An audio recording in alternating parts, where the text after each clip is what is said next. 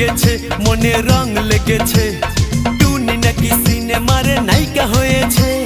রং লেগেছে, টুনির রং লেগেছে। টুনি নাকি সিনেমারে নায়িকা হয়েছে।